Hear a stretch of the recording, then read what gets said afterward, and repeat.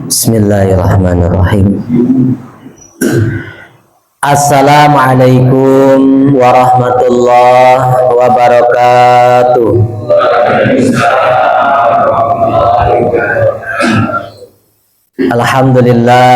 Alhamdulillahilladzi hadana lihada wa ma kunna linahtadiya laula an hadanallah. Asyhadu an la ilaha illallah wahdahu la syarikalah wa asyhadu anna Muhammadan abduhu wa rasuluhu la nabiyya ba'dah. Allahumma salli wa sallim wa barik ala Muhammad wa ala alihi wa ashabihi wa man tabi'ahum bi ihsanin illa yaumiddin, amma ba'du. Hadirin wal hadirat, bapak-bapak, ibu-ibu, jamaah Masjid Al-Kautsar, puja dan puji syukur kembali kita panjatkan kehadirat Allah Subhanahu wa taala karena pada subuh kali ini kita masih diberikan nikmat dan karunia yang begitu besar, baik itu nikmat iman, nikmat Islam, juga nikmat yang tidak kalah penting bagi kita, yakni nikmat sehat walafiat, sehingga dengan nikmat-nikmat ini kita bisa hadir dari rumah ke masjid, pertama dalam rangka sholat subuh berjamaah, dan insya Allah ba'da sholat subuh ini kita lanjutkan kembali dengan salah satu kewajiban kita yang lain sebagai seorang muslim dan muslimah, yakni thalabul ilmi. Bapak Ibu yang dimuliakan oleh Allah Subhanahu wa taala, di pekan pertama ya, di Ahad subuh ini kajian kita akan membahas tentang hadis-hadis Nabi yang tertuang atau yang terdapat di dalam kitab Riyadhus Shalihin. Kitab ini ya sangat baik bagi kita Bapak Ibu, karena kita butuh mendapatkan jalan hidup sebagai seorang muslim, seorang muslimah itu seperti apa baiknya. Dan di sini di dalam kitab ini membahas tentang masalah-masalah kehidupan seorang muslim, dari mulai urusan dalamnya, apa tuh, urusan hati ya, juga kemudian nanti urusan motivasi semangat dalam beribadah kepada Allah Subhanahu wa taala. Maka di kitab ini yang pertama diajarkan adalah mengenai tazkiyatun nafs, ataupun perbaikan-perbaikan jiwa-jiwa kita. Karena kita ini Bapak Ibu ya diciptakan oleh Allah Subhanahu wa taala itu akan diilhami dua jalan. Fa'alhamaha ujuraha wa taqwaha. Jadi kita diciptakan oleh Allah ini diilhami dengan dua jalan. Jalan pertama ujur, yang jelek-jelek, nah itu biasa ya. Yang kedua jalan yang takwa, jalan hidup seseorang yang diwarnai dengan rasa takut kepada Allah Subhanahu wa taala, sehingga hidupnya akan selalu berhati-hati. Nah, fujur dan takwa ini adalah dua jalan yang tidak akan bersama dalam satu tempat. Tempatnya apa? Ya, ini hati kita ini. Jadi kalau hati kita ini yang dominan, yang menempati adalah fujur, keburukan-keburukan, maka takwanya dadah. Jadi tidak akan masuk. Tapi kalau ketakwaannya yang kita tanamkan ke dalam hati kita ini, maka fujurnya sedikit demi sedikit dia akan mengalah dan pergi dari diri kita. Maka disinilah kita butuh ya cara-cara bagaimana sih supaya hati kita ini selalu dalam kebaikan-kebaikan, sehingga kita bisa menerima taufik dengan baik dari Allah Subhanahu wa taala, sehingga mudah kita ini untuk beribadah kepadanya. Ini luar biasa Pak. Subuh ini ibadah yang paling berat ya Pak ya. Nah ini alhamdulillah di Al-Kautsar masih banyak ini. Biasanya subuh itu banyak barisnya doang nih Pak, nih 1, 2, 3 barisnya banyak. tapi yang isinya sedikit. Padahal sudah Allah itu meringankan ya, sholat subuh itu paling sedikit di antara sholat-sholat yang lain. Tapi ternyata subuh inilah yang paling berat dilakukan oleh orang-orang mukmin mukminah yang apabila hatinya itu tertempeli dengan penyakit hati berupa nifaq alias kemunafikan. Jadi kalau kita ini imannya tercampur dengan kemunafikan, nanti yang akan diserang itu malas ketika sholat berjamaah. Sholat yang mana? Pertama adalah sholat Isya. Sholat Isya, Pak.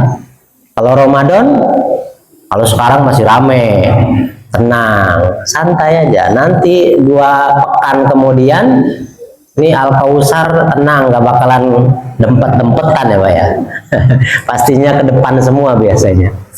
Baik, maka diawali pada subuh kali ini, saya akan bahas tentang hadis-hadis yang membahas niat dalam diri seseorang dalam melakukan suatu perbuatan, baik itu yang terang-terangan maupun yang tersembunyi. Nah ini hadisnya banyak, tapi kita yang nggak usah banyak-banyak, sesuai waktu saja Pak ya.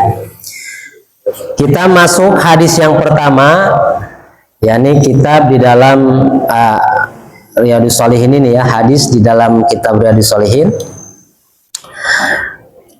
Hadis yang pertama, wa an amiril mu'minina Abi Habsin Umar bin Khattab bin Nufail bin Abdul Uzza bin Riyah bin Abdullah bin Qurti bin Raza bin Adi bin Ka'ab bin Lu'ay bin Ghalib al-Quraisy Al-Adi radhiyallahu anhu. Qala, nah, ini dari Amirul Mukminin, siapa dia? Abi Hafsah atau Abu Hafsah, yang kemudian kita kenal dengan nama Umar bin Khattab. Nah, jadi namanya tadi panjang ya Pak. Ngapalin satu nama orang saja ya di sana itu luar biasa. Itu tujuh turunan itu disebutin. Ya, jadi bin Anu bin Anu bin Anu bin Anu itu 7 turunan. Ini 7 nih. Kalau di kita di Indonesia sampai berapa turunan pada disebutinnya? 1 ya. Saya dulu daftar, ditanya namanya siapa Pak? Wartono. Doang, nggak ada doangnya. Wartono bin Aman misalkan. Aman doang, nggak ada doangnya. Kurang Pak, 1 lagi. Harus 3 kata, 3 kata ya. Bapaknya bapak siapa? Bapaknya. Waduh, kata saya, siapa ya nama aslinya ya? Nah, di kita paling 2-3 sudah mulai lupa ya. Kalau di sana ya di dalam hadis ini salah satunya itu panjang. Nah, karena kita nggak tahu Pak. Kita silsilah nama kita aja kadang nggak tahu. Misalkan Wartono bin A bin B, bapaknya siapa, habis bapak siapa, habis ini siapa, itu kan nggak tahu ya. Baik. Nah, tapi kalau belajar bahasa Sunda, Bapak Ibu pasti tahu 7 turunan tuh, sampai udeg-udeg Janggawareng gantung siwur itu tahu pasti. Tapi dulu ya, sekarang mah udah nggak ada tuh. Baik, kita lanjut. Jadi ini dari Umar bin Khattab radhiyallahu an, semoga Allah meridainya. Qala, ia berkata, sami'tu Rasulullah sallallahu alaihi wasallam. Aku mendengar, kata Umar bin Khattab, ya, Rasulullah sallallahu alaihi wasallam yaqul, bersabda, innamal a'malu binniyati. Sesungguhnya segala amal itu, kata Nabi sallallahu alaihi wasallam, tergantung kepada niatnya. Wa innama likulli imri'in ma nawa, dan setiap orang itu akan mendapatkan apa yang dia niatkan. Faman kanat hijratuhu ilallahi wa rasuli, maka siapa, kata Nabi sallallahu alaihi wasallam, yang hijrahnya karena Allah niatnya dan Rasulnya, maka fahijratuhu ilallahi wa rasulih. Tentu pahalanya juga itu berdasarkan niatnya, yakni karena Allah dan Rasulnya. Wa man kanat hijratuhu lidunya yusibuha aw imra'atin yankihuha, kalau hijrahnya kata Nabi niatnya untuk mendapatkan dunia, atau di situ disebutkan ya aw imra'atin yankihuha, atau hijrahnya karena ingin menikahi perempuan atau laki-laki sama ya. Nah, maka fahijratuhu ila ma hajara ilahi. Maka pahala yang akan didapatnya pun itu disesuaikan dengan niatnya. Berarti apa? Pahala akhiratnya tidak ada, tapi yang didapat mungkin dunia ataupun dia dapat pasangan hidup ataupun istri atau suami. Nah, di sini Bapak Ibu, hadis ini membahas tentang niat. Dan niat itu bagi kita adalah tema yang sangat penting.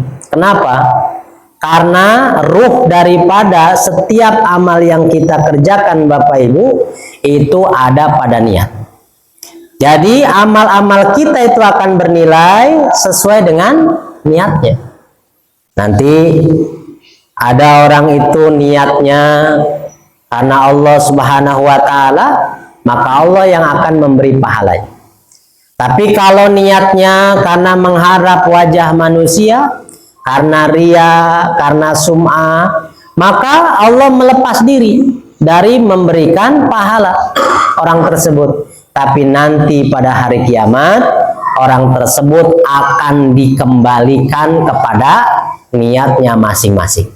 Jadi kalau kita niat Pak, niat sholat ternyata pengen dilihat sama mertua atau sama siapa lagi, sama masyarakat.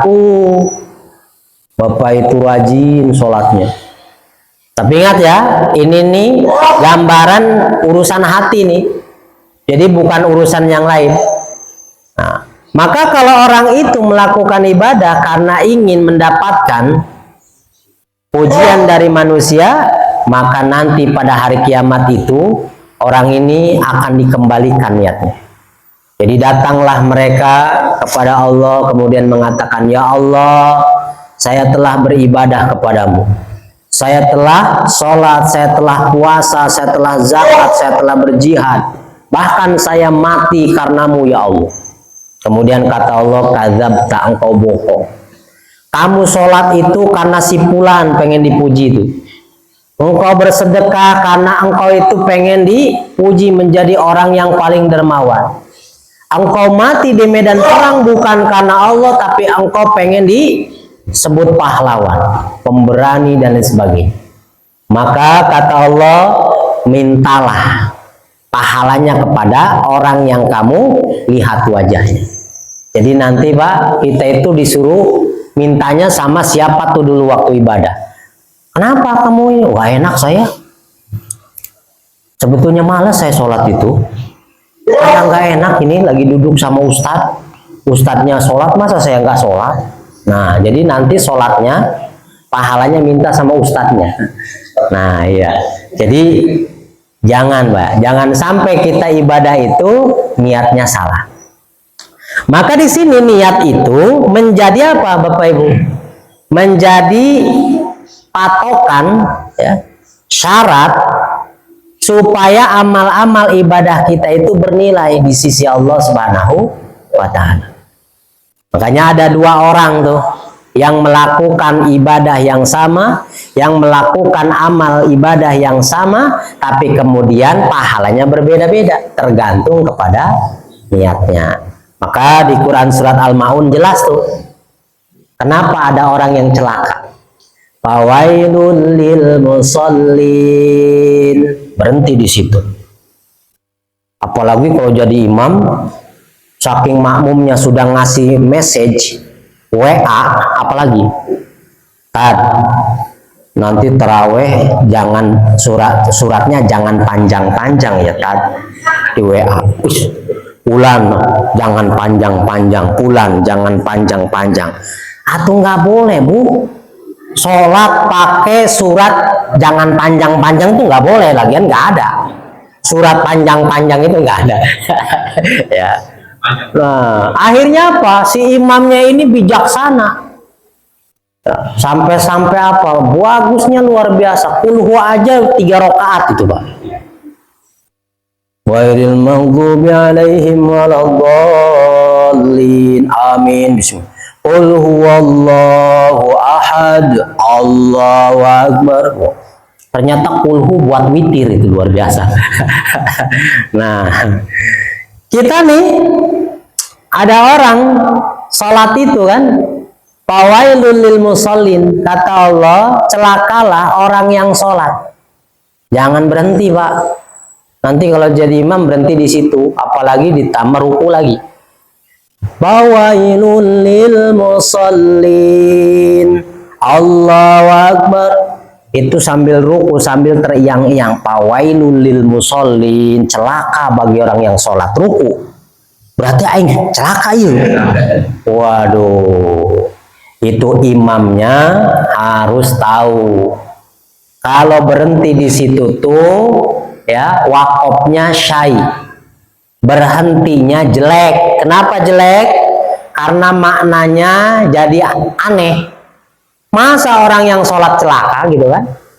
Makanya harus disambung kalau baca itu.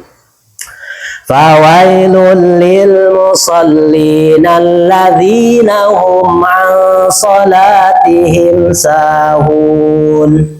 Celaka bagi orang yang sholat. Kenapa? Karena sholatnya lalai. Oh bener, pantesan baik katanya celaka, Pak.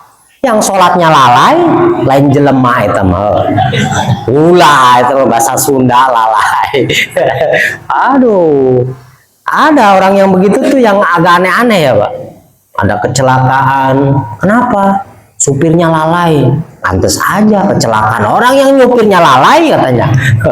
Jadi bukan manusia. Baik. Jadi di situ Bapak Ibu ada orang yang sholat tapi kok celaka. Itu salah satunya karena niatnya. Apa yang diniatkan oleh orang ini yang celaka? Fawailul lil musallin alladzina hum an salatihim sahun alladzina hum yuraun. Karena salah satu daripada celakanya orang yang sholat ini karena dia selain lalai, tidak paham dengan apa yang dia ucapkan dalam sholat, tapi juga salah satunya apa? Dia niat sholatnya bukan karena Allah, tapi karena riya, mengharap wajah manusia. Nah, celaka. Jadi sholat itu mulia, Pak. Tapi kalau niatnya salah, maka celakalah orang ini. Maka di sini Bapak Ibu, Nabi menjelaskan, innamal a'malu bin niat. Sesungguhnya semua amal-amal yang dilakukan oleh manusia itu tergantung kepada niatnya. Maka di dalam kitab ini yang ditanamkan bagaimana seorang mukmin ataupun mukminah dalam beramal, dia harus pertama kali meluruskan niat. Makanya nih, ini awal Ramadan, Pak. Saya ngisi di tempat-tempat manapun masjid. Ini ada yang baru 3 malam, ada yang sudah 4 malam, 5 enggak ya. Nah itu dia. Itu masih penuh, Pak. Bahkan di Citra nih, metropolitan ya. Di Citra itu apa? Pak, ini masjidnya penuh seperti ini di pertama. Oh, saya kemarin waktu pertama mas sholatnya di jalan, luar biasa, Pak. Sholat tarawihnya di jalan katanya. Karena apa penuh? Alhamdulillah malam yang ketiga ini sudah mulai masuk semua. Ada kemajuan. Nah, jadi semangat biasa kita itu apa? Dari tahun ke tahun di awal doang. Anget-anget kuku. Jangan anget-anget naon. Anget-anget kuku doang. Jadi kalau pertama luar biasa, semangatnya. Belum azan maghrib aja udah datang ke masjid tuh. Ya kan udah nyiapin ini apa? Wah, takjil, udah apa namanya, sholat juga sudah bawa sejadah, udah naruh di depan, udah ngeboking tuh paling depan. Bagus itu, Pak. Nah, tapi sayang cuman beberapa hari. Kenapa kok bisa begitu? Ada masalah di niatnya. Maka kita di awal-awal Ramadan ini fokuskan mukhlishon niyataka lillah. Untuk selalu apa? Meluruskan niat dalam segala amal ibadah di bulan suci Ramadan ini. Bapak Ibu, kalau niatnya itu karena Allah, menjalankan rangkaian-rangkaian ibadah di bulan Ramadan, itu nggak bakalan kena angin, nggak bakal kena apa Pak? Urusan apa namanya, kalau dia lihat rame baru datang. Kalau udah nggak ada rame orang, udahlah saya juga nggak. Gerimis sedikit mundur, gitu kan? Panas sedikit mundur juga. Pengennya yang adem-adem aja, gitu kan? Nah, orang yang seperti itu bermasalahnya itu pertamanya ada di dalam hati. Makanya kalau hati kita sudah lurus, kita niatkan semua amal ibadah itu karena Allah, maka akan menjadikan amal-amal yang kecil bisa menjadi besar, bermanfaat. Tapi sebaliknya, kalau amal kita itu niatnya tidak lurus, tidak baik, maka yang besar sekalipun amal tersebut akan menjadi kecil, bahkan tidak berharga. Maka disinilah Bapak Ibu, Allah melalui Nabi Shallallahu Alaihi Wasallam dalam hadisnya, Nabi Shallallahu Alaihi Wasallam, innamal a'malu binniyat. Jadi sesungguhnya amal-amal kita itu ya, tergantung bernilai atau tidaknya itu pada niat yang kita tanamkan dalam diri kita ini. Wa innama likulli imri'in ma nawa. Kata Nabi Shallallahu Alaihi Wasallam, setiap orang itu beramal tadi akan mendapatkan sesuai niatnya. Kalau niatnya mengharap wajah Allah, pahala Allah yang besar, maka niscaya pahala itulah yang akan dia dapatkan. Tapi kalau niatnya itu karena teman, karena saudara, karena guru, karena macam-macam lah ya, mitoha gitu, nanti pada hari kiamat pun kita tidak akan mendapatkan hasil capek-capek kita, tapi nanti dikembalikan. Tuh, kamu kan waktu sholat tuh karena si Fulan, sono minta pahalanya sama si Fulan.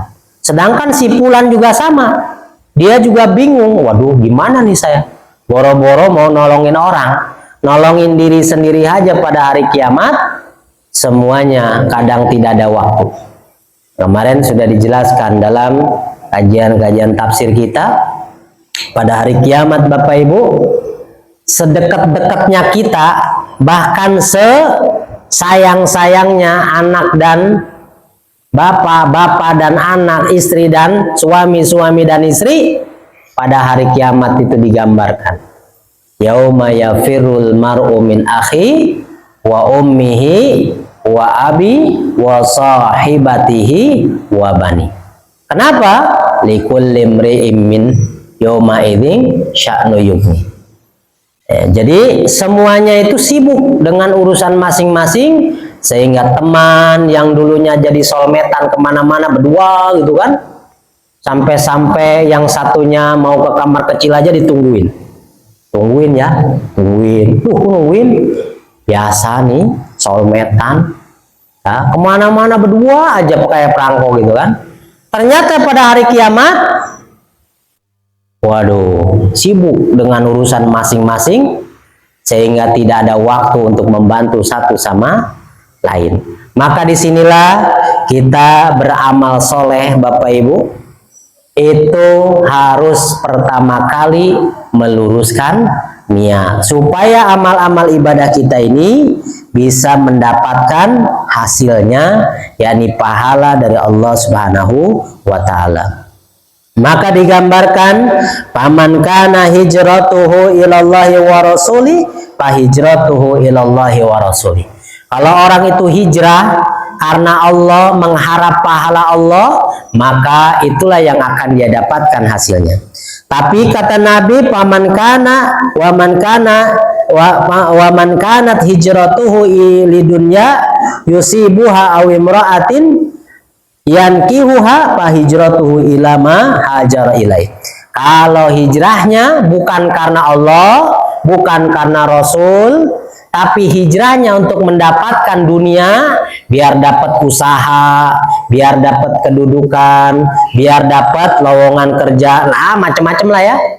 Nah, atau karena tergiur dengan salah satu perempuan atau laki-laki yang dia sukai, kemudian dia hijrah untuk itu, maka kata Nabi, pahalanya pun bukan bentuknya pahala dari Allah, tapi itulah yang dia niatkan. Kalau tidak dapat dunia, dia mendapatkan apa yang dia inginkan, yakni apa? Menikahi perempuan atau laki-laki. Nah, di sini ada asbabur wurudnya, Pak. Hadis ini. Jadi dulu itu disebutkan dalam hadis itu ada orang yang hijrah dari Mekah ke Madinah itu. Jadi sebelum hijrah itu ada laki-laki yang suka sama perempuan. Ini bagus, Pak ya. Laki-laki suka sama perempuan. Jangan sampai salah, Pak. Laki-laki suka sama laki-laki. Waduh, nggak boleh itu. Nah, ada laki-laki suka sama perempuan, kemudian maulah dia itu dipinang, khotob, ya, mau dipinang nih, di khitbah. Si perempuannya ngasih syarat, enggak, saya nggak mau menikah sama kamu, kata perempuan ini, kalau kamu tidak mau hijrah. Jadi kalau hijrah kita nikah nanti, tapi kalau kamu nggak mau hijrah, berarti kita nggak nikah. Siapa perempuan itu? Namanya Ummu Qais. Ummu Qais ini, nah kemudian hadis ini membahas tentang orang yang berhijrah karena Ummu Qais. Jadi dia hijrah tuh, Pak. Ternyata pas hijrah ingin menikahi Ummu Qais ini. Jadi turunlah nih pembahasan ini. Jadi orang hijrah, orang beribadah apapun itu, termasuk hijrah tadi, itu akan dilihat walaupun sama-sama hijrah, tapi nilainya berbeda, tergantung niatnya masing-masing. Makanya kita juga nih datang ke masjid, ini beda-beda nih niatnya. Nah, mudah-mudahan kita semua niatnya harus diluruskan, karena kalau kita tidak meluruskan niat, ya sia-sialah kita ini capek-capek ke masjid, ya. Karena apa? Karena semuanya akan dikembalikan kepada kita. Dan di akhirat tidak ada yang bisa memberikan pahala, tidak ada yang bisa memberikan pertolongan, tidak ada yang bisa memberikan nilai kecuali Allah Subhanahu wa Ta'ala. Jadi ini penting sekali, Pak, urusan niat ini. Oke, maka pelajaran dari hadis ini, pertama, para ulama sepakat bahwa niat adalah syarat mutlak agar suatu amal itu diganjar atau dikasih nilai, dibalas di sisi Allah Subhanahu wa Ta'ala. Jadi niat ini penting, Pak, jangan sampai kita salah niat. Yang kedua, niat itu dilakukannya di dalam hati. Jadi niat itu perbuatan hati, Pak. Nah, perbuatan hati, walaupun yang kemudian ya ada kayak niat-niat itu kemudian dilapazkan. Nah, kayak misalkan Bapak sholat, ada kan niatnya yang dilapazkan? Kalau sholat maghrib, bagaimana niatnya, Pak? Usolli kan gitu ya. Usolli fardhol maghribi salasa rakaatin mustaqbilal kiblati. Kalau sendiri adaan, kalau jadi imam imaman, kalau jadi makmum makmuman. Lillahi ta'ala Allahu akbar. Nah, seperti itu. Itu adalah lapaznya. Tapi yang dimaksud dengan niat di sini adalah perbuatan hati. Jadi Bapak itu kalau mau puasa nih hari ini, malam itu Bapak sudah datang ke masjid dalam rangka apa? Sholat taraweh. Itu sudah ada dalam dirinya itu persiapan niat untuk puasa. Makanya nih urusan niat ini Ya, kalau kemarin urusannya itu tentang rukhsah puasa. Ada apa ya? Orang-orang yang dikasih keringanan tidak berpuasa. Pertama siapa? Orang atid, orang sakit, Pak, Bu. Kalau sakit dia ngerasain yang rasain dia tuh yang sakit, maka silahkan ambil kalau mau rukhsahnya. Kenapa? Aduh, saya kayaknya nggak tahan nih sakit. Aduh, ininya sakit banget nih. Ya udah, kamu berbuka minum obat. Kalau sakit hati, nggak usah. Sakit hati saya Pak buka puasa, atau naon urusannya. Sakit hati mah ya. Kecuali sakit gigi, sakitnya luar biasa sampai telinganya kayak di apa ya? Waduh, jangan salah tuh Pak, sakit gigi itu sakitnya luar biasa. Tapi ya sangat disayangkan ya, sesakit-sakitnya gigi nggak ada yang nengokin, Pak. Beda, udah bengkak ininya, telinganya udah sakit luar biasa kemana-mana. Oh, nggak ada yang nengokin satupun ya. Nah, makanya sakit gigi itu ya katanya biasa, nggak bakalan mati katanya. Nah, tapi kalau memang sakitnya luar biasa, dia butuh, nggak kuat tuh harus minum obat, ya silakan ambil rukhsahnya. Nah, itu sakit. Yang kedua yang mendapatkan rukhsah siapa? Musafir yang nanti pulang kampung. Ya, pulang kampungnya ya jangan lintas desa ya Pak. Saya pernah tuh tinggal di Pasir Jaya Utara Pak, Bu ya. Kalau lebaran itu banyak yang nanya, Pak mau mudik nggak? Alhamdulillah mau. Lewat mana? Lewat tol lah. Lewat tol maksudnya, karena tinggal Bukit Tiara sebelah sono, pulangnya ke Pasir Gadung. Jadi lewat tol. Macet nggak? Macet di tolnya, di tol macetnya. Kalau saya mah di atasnya ya. Jadi musafir boleh, rukhsah dia mendapatkan. Tapi dalam urusan niat, awas. Kemarin sudah dibahas, tidak ada puasa ya kalau malamnya tidak menetapkan niat. Jadi malam harus sudah punya niat. Nah, niat itu datangnya Bapak dari rumah ke masjid, ke musola, sholat taraweh, itu dalam rangka apa? Itu dalam rangka persiapan niat untuk besok. Nah, makanya terlihat nih urusan niat itu ketika orang mau pulang kampung. Ada yang biasanya datang ke masjid, bapaknya ada, ibunya ada, anak-anaknya dibawa ke masjid, ucuk-ucuk malam itu kok nggak ada. Ditelepon sama temannya, kemana? Kok nggak ada semua? Anak nggak ada, istrinya nggak ada, keluarganya nggak ada. Saya nggak terawih. Kenapa? Besok soalnya pulang kampung, jadi saya besok nggak puasa. Maksudnya tuh Pak. Jadi niatnya udah dari malam nggak puasa tuh dia. Nah, Bapak Ibu jangan sampai salah. Walaupun besok rencana mau pulang kampung, tetap malamnya datang sholat tarawih, sholat berjamaah, malamnya tetap menetapkan bahwa besok saya akan berpuasa niat. Kemudian sahur bangun biasa sahur. Nah, niatkan untuk berpuasa. Paginya dibawalah anaknya masuk mobil berangkat. Wow. Pas di jalan ternyata panasnya naujubillah, nggak tahan, maka ambil tuh rukhsahnya. Keringanan dari Allah. Oh boleh, kalau lagi musafir nggak tahan, nggak kuat, boleh kita berbuka. Nah, itu namanya ngambil rukhsah. Tapi apa? Dari rumah sudah niat puasa. Karena kalau kita sanggup berpuasa sampai pulang kampung itu, ya, itu lebih baik bagi kamu jika kamu mengetahui. Nah, itu maksudnya apa? Supaya kita juga jangan dikit-dikit jebol, dikit-dikit jebol. Enak-enak puasa, pas suruh ngegali tanaman doang langsung berbuka. Kenapa? Oh, nggak tahan panas. Ya, puasa ucuk-ucuk masuk pabrik, ya, karena sedikit panas, blowernya mati misalkan, langsung buka puasa.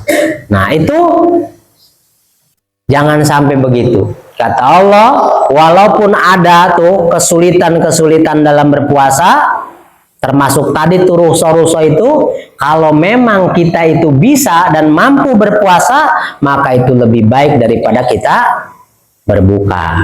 Nah ya, disinilah makanya ini yang membuat kuat itu adalah niat. Bapak Ibu, saya yakin kalau niatnya nggak bener puasa karena Allah, rentan puasanya itu. Saya lewat tadi aja, ada orang itu Pak yang masih makan, oh lagi sahur kali ya. Nah, bukan tadi, kemarin lagi sahur kali ya. Udah siang masih ngopi juga, masih sahur, belum berhenti dia. Ternyata saya ngeliat itu masih belum azan misalkan, itu ternyata lagi sahur. Ternyata paginya udah jam 6 itu masih belum berhenti sahurnya, kopinya masih ada sambil ngerokok. Oh, itu sahurnya belum selesai berarti ya. Nah, dilihat aki-aki bukan sih, enggak. Sakit nggak? Enggak juga, seger buger. Nah, kenapa? Nggak kuat puasa. Bukan nggak kuat, tapi karena niatnya sudah tidak berpuasa. Maka niat di sini ini akan menjadi motivasi terbesar bagi kita dalam melaksanakan ya ibadah-ibadah kepada Allah Subhanahu wa taala. Bapak Ibu bisa ngecek orang-orang di kampung ya yang kerjanya itu masih kerja kasar ya, kerja berat. Ada yang di sawah sambil macul, ada juga yang ditambang sambil bawain batu, ada juga yang ngegali, ngegali sepiteng tuang gali itu ternyata mereka tetap berpuasa. Tapi sayangnya ada orang yang kerjanya hanya di pabrik, pakaiannya bersih, tenaganya tidak terlalu banyak keluar, kemudian dengan mudahnya dia ambil rukhsah, nggak kuat katanya. Saya pekerja keras, pekerja kasar, ya bukan ya. Nah disinilah maka niat itu harus kita luruskan dari awal-awal ketika kita hendak melaksanakan ibadah kepada Allah Subhanahu wa taala. Ini jam berapa ini? Masih ada waktu, Pak? Masih ada 15 menit. Ini Bapak Ibu ada yang mau bertanya dulu nggak? Kalau ada yang mau bertanya, nanya aja Pak, jangan malu-malu ya. Kita di sini ya ngajinya santai aja, nggak usah tegang-tegang, biasa aja ya. Baik, sambil nunggu kalau ada yang bertanya, saya teruskan dulu. Ada? Ya, kalau ada yang bertanya, nanya aja, nggak usah malu-malu. Wa an ummil mu'minina ummi Abdillahi Aisyah radhiyallahu anha. Ini dari Aisyah ummul mukminin ya. Qalat, ia berkata, qala Rasulullah sallallahu alaihi wasallam. Nah, bersabda Rasulullah sallallahu alaihi wasallam, yagzu jaisun al-Ka'bata. Jadi kata Nabi, ada tentara itu jais ya, jais itu tentara. Ada tentara yang akan menyerang Ka'bah, yagju, berarti pakai fi'il mudhari. Ada tentara yang akan menyerang Ka'bah kata Nabi. Fa idza kanu bi baida'a minal ardi, setelah mereka itu yang akan menyerang Ka'bah ini, setelah tentara-tentara itu sampai kepada bibaida'a minal ar, artinya pas sampai ke tempat lapang, sampai ke tempat yang lapang, yukhsafu bi awwalihim wa akhirihim, maka Allah Subhanahu wa taala menyapu mereka semua, menenggelamkan, yukhsafu, ditenggelamkan tuh Pak, dari awal sampai akhir. Jadi ada tentara kata Nabi yang akan menyerang Ka'bah, mereka berbondong-bondong jalani. Kemudian setelah sampai di tanah lapang, maka Allah menenggelamkan semuanya dari depan sampai belakang, tenggelam semua. Bahasanya seperti apa? Ya kayak korun ditenggelamkan. Kalau tenggelam berarti habis semua. Kita bayangkan Bapak Ibu, kalau misalkan Ka'bahnya itu di Torabika lah situ. Itu kan tentaranya panjang ke sana akan menyerang Ka'bah, kemudian ditenggelamkan. Nah, antara awal dan akhir tentara tentu jaraknya itu luar biasa panjang, maka di sini nih antara awal dan akhir ini banyak orang-orang yang tidak masuk dalam kategori tentara tersebut. Maka ya qalat Aisyah berkata, qultu, aku bertanya, kata Aisyah, kata Nabi kan ada tentara yang akan menyerang Ka'bah. Setelah mereka sampai ke tempat lapang, maka mereka semua ditenggelamkan. Qalat qultu, kemudian Aisyah berkata, ya Rasulullah, wahai Rasulullah, kaif, kenapa yuhsafu bi awalihim wa akhirihim wa fihim aswaquhum wa man laisa minhu. Ya Rasul, kenapa mereka itu ditenggelamkan dari awal sampai akhir, padahal di tengah-tengah mereka itu ada pasar kaget gitu ya, ada sekolahan, ada rumah sakit, ada orang yang lagi jalan, ada orang yang berdagang, tidak ada urusan dengan mereka yang ingin menghancurkan Ka'bah, tapi Allah menenggelamkan semua dari awal sampai akhir. Berarti apa? Bukan cuma tentara itu yang mati, tapi orang yang ada di antara depan sampai belakang itu semuanya ikut mati. Jadi orang yang tidak bersalah pun ikut mati. Nah, itu ditanyakan sama Aisyah, kenapa kok bisa begitu? Maka kata Nabi, qala yukhsafu bi awalihim wa akhirihim summa yub'asuna ala niyatihim.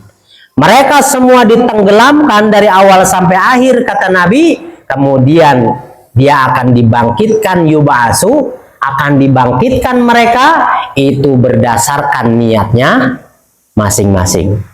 Nah, kebayang nggak Pak? Hadis ini ya, pelajarannya, afadnya itu apa?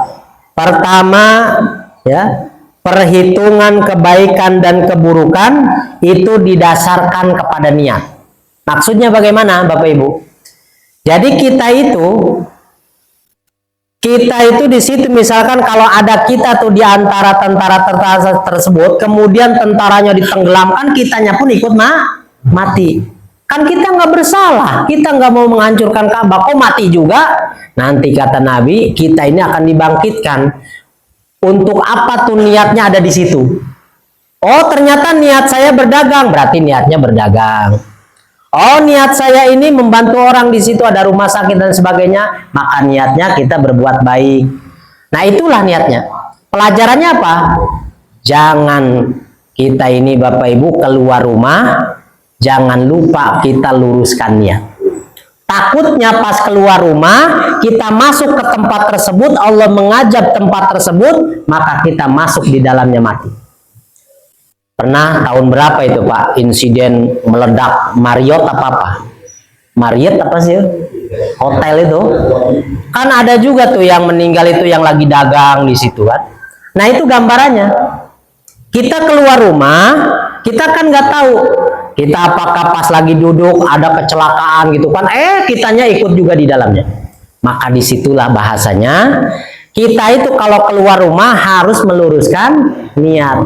Khawatir pas di jalan ada insiden, kita sampai meninggal, maka kita ada di situ itu akan diperhitungkan niatnya untuk apa. Makanya kita diajarkan Bapak Ibu kalau mau keluar rumah jangan lupa baca apa? Bismika Allahumma ayawamut. Wah, tidur maning itu Mas Surip itu ya, tidur lagi, bangun lagi, tidur lagi. Wah, ini biasanya kita ini Puasa begitu nggak Pak? Ini habis ini nih, dendamnya luar biasa ini Pak.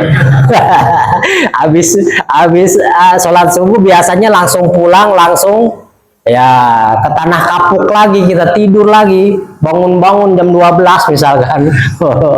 Jam 12 dibangunin sholat sebentar, udah gitu tidur lagi sampai asar, bangun mandi siap-siap ngapain? Buburit. Ngabuburit. Kemana Pak? Biasalah, cuci mata. Mau ngeliat apa yang manis-manis? Istrinya udah begini aja. Apaan tuh manis-manis? Nyari kolak ternyata ya. Awan nih. Kemarin sudah dibahas juga tuh. Seseorang tetap dalam kebaikan, keberkahan selama dia ya mempercepat, mempersegerakan waktu berbuka puasa kalau waktunya sudah tiba. Nah, kita kebanyakan ngebuburit pas bagian ajan masih repot ya, masih di jalan. Apalagi kalau daerah-daerah sana itu Pak, luar biasa ya. Nah, itu kita biasakan. Kalau keluar rumah kita bertawakal kepada Allah. Bismillahi tawakkaltu 'alallah la haula wala quwata illa billah. Udah, kita keluar rumah. Artinya kita sudah menyerahkan bahwa saya keluar sudah diserahkan kepada Allah. Tentu kalau kita menyerahkan kepada Allah atas nama Allah untuk keluar rumah bismika atau bismillah ya, maka apa? Maka disitulah kita sudah menyerahkan diri. Nggak ada Pak orang kalau mau melakukan kejahatan pakai bismillah, nggak ada. Mau maling motor, bismillahirrahmanirrahim. Tengok, waduh kacau itu urusannya, gak ada. Kalau ketukar sendal habis Jumatan gimana Pak? Kok ketukar sendal? Iya Pak, ketukar sendal. Oh enggak Pak, saya memang niatnya memang nuker. Ini mah yang salah Ustadz. Tadi khutbahnya ngomongnya yang baik diambil, yang jelek tinggalin atau dibuang. Sendal saya jelek nih, ada yang bagus ini karpil ya. Nggak tahu nih karpil ini masih 3 bulan belum selesai nih. Main ambil aja. Nah itu juga salah. Jadi niat ini sangat penting Bapak Ibu. Jadi kita yang pertama dalam hadis tersebut apa? Nah, perhitungan niat, perhitungan kebaikan dan keburukan itu didasarkan pada niat kita. Yang kedua, peringatan untuk tidak berteman dengan orang-orang yang tidak baik. Ya tadi tuh gambarannya. Kalau kita berteman dengan orang yang tidak baik, kumpul tuh sama mereka. Ketika Allah mengazab mereka, maka kita pun ada di dalamnya. Maka hati-hati, kita ini boleh berteman dengan siapapun, tapi harus melihat siapa yang dijadikan sahabat bagi kita. Karena kata Nabi Shallallahu Alaihi Wasallam, ar-rajul ya ala dini khalili. Seseorang itu tergantung agamanya, itu tergantung kepada teman yang dia pergauli. Kebiasaan kita akan bergantung kepada teman yang biasa kita pergauli. Kalau Bapak Ibu temannya, mohon maaf, zaman sekarang kan zaman modern ya Pak. Sampai-sampai judi pun modern. Pakai judinya kalau zaman dulu, judi yang paling asik itu zaman dulu itu kalau ada layar tancap, pasti kaum muda yang biar keren tuh validasinya, wih keren tuh situ. Pasti bukan lihat layar tancapnya, langsung nyari tuh dadu tuh. Bluetooth gitu kan, oh keren itu. Main koprok itu luar biasa dulu ya. Nah itu judi tuh, wow. Walaupun itu duitnya aduh ya, masangnya 500, naik lagi 1000, naik lagi 2000, habis tuh. Padahal kalau beli mie ayam tuh dulu cuman berapa? 1500. Kalau main koprok habis itu. Nah tapi itu udah biasa dulu itu ya. Kalau sekarang judinya sudah modern, judinya nggak kelihatan pakai tangan. Nah ini juga sama, Orang kalau suka berjudi pakai tangan, pakai gadget itu, pakai handphone, judi online, itu karena ada lawannya, ada temannya dia. Jadi kalau kita gaulnya sama yang suka gadget, yang judi-judi di situ, maka lambat laun kita pun akan ikut. Jangankan Pak, orang biasa yang nggak mengenal Al-Quran, hadis, mengenal pengajian, kadang ada yang santri aja nih, ngajinya bagus, sholatnya rajin, itu bisa tergiur Pak. Ada dia lagi begini aja. Siapa naon? Untuk waktu sholat masih kibul. Siapa naon tuh? Ternyata Pak, naon sih? Kalau pintu yang digini itu namanya apa? Selot ya. Main selot. Astagfirullahalazim. Istrinya lahiran, boro-boro mikir ke istrinya, masih begini. Makanya pelajarannya bagi saya pribadi, ya ini disampaikan ke yang lain, mudah-mudahan jadi hikmah. Ya Allah, ternyata bukan cuman orang yang awam yang nggak tahu tentang pengajian dan sebagainya. Ini santri yang hidupnya benar-benar di pengajian, dia benar-benar kayaknya idealis bener tuh santrinya, ternyata tergiur juga, lupa diri. Nah, udah kita ingetin, alhamdulillah dia bisa balik lagi. Kenapa balik lagi? Karena handphone dan tabletnya itu dijual. Sekarang nggak punya handphone, nggak punya tablet, alhamdulillah Pak, sadar dia. Berarti sadarnya karena niatnya kenapa Pak? Karena nggak punya tablet. Nauzubillah. Ini jangan sampai. Ini kenapa? Karena punya temannya yang seperti itu. Tapi kalau punya temannya nih yang suka ngaji, yang suka ke masjid, kemudian juga yang suka bisnis semangat, tapi bisnisnya bisnis yang halal, nanti lama-kelamaan kita pun akan ikut. Tadinya males ke masjid, tapi kalau teman-temannya ke masjid, lama-lama ikut. Tadinya niatnya ria, lama-lama meluruskan niatnya. Nah inilah hikmah, kenapa kata Nabi, hati-hati tuh. Kalau nyari sahabat, carilah sahabat yang bisa memotivasi kita untuk selalu dekat kepada Allah Subhanahu wa Ta'ala. Dan disinilah hadis tersebut salah satunya mengingatkan kita jangan sampai banyak bergabung dengan teman-teman yang buruk perangainya. Kenapa? Kalau Allah menimpakan azab, bukan hanya mereka saja yang mati, tapi orang-orang di lingkungan itu semuanya akan merasakan dampaknya mati. Ini kalau bahasa yukhsapu berarti apa Pak? Kayak ditenggelamkan. Kalau di kita, kalau gempa bumi, itu milih-milih nggak Pak? Habis, satu kelompok habis. Pak, itu mah ya Ustadz mati juga. Ya Ustadz juga manusia ya. Mati juga. Ustadznya ternyata apa? Nggak pernah ngomongin. Tad, ada yang main gapleh. Oh bagus itu, bagus, biarin, pendewasaan. Nah, Ustadz, itu anak nggak mau pada sholat, itu remaja-remaja. Oh bagus, masih muda ini nggak apa-apa. Nanti kalau udah tua baru sholat. Nah jadi kalau kebiasaan buruk itu dibiarkan, nanti kalau ada turun azab, maka bukan hanya orang itu yang mati, tapi semuanya kena dampaknya. Oleh karena itu, gambaran hadis ini apa? Kata Nabi, ada tentara yang akan menghancurkan Ka'bah. Berarti ini orang-orang buruk ya. Maka mereka setelah sampai ke suatu tempat, maka Allah menenggelamkan semua dari awal sampai akhir. Berarti tempat itu banyak orang, banyak manusia yang tidak berdosa, tapi kemudian mati juga. Makanya Aisyah bertanya, kenapa mereka harus mati, harus ditenggelamkan, padahal mereka itu bukan dari bagian tentara tersebut. Kata Nabi, memang mereka dimatikan semuanya, ditenggelamkan, diazab semuanya, tapi kemudian nanti dibangkitkan sesuai dengan niatnya. Jadi kita kalau keluar rumah apa Pak, Bu? Niatkan untuk apa kita keluar rumah. Takutnya keluar rumah kemudian kita mati, ternyata niat kita buruk. Ada hadis lagi, satu lagi nih, sedikit lagi.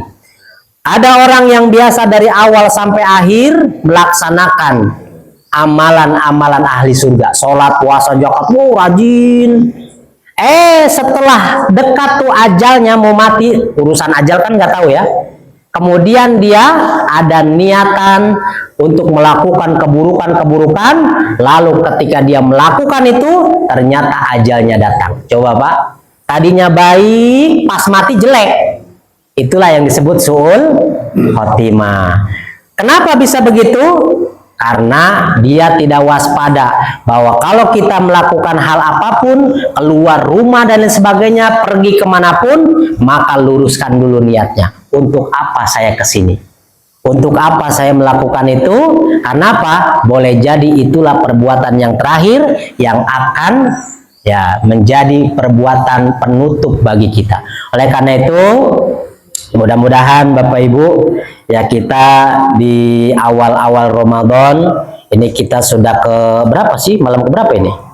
Malam kelima ya. Ya mudah-mudahan kita ini sudah diluruskan betul-betul niatnya karena Allah, sehingga nanti apa? Benarnya niat kita ini, bagusnya niat kita ini nanti bisa dibuktikan bagaimana kita mengisi Ramadan dari awal sampai akhir.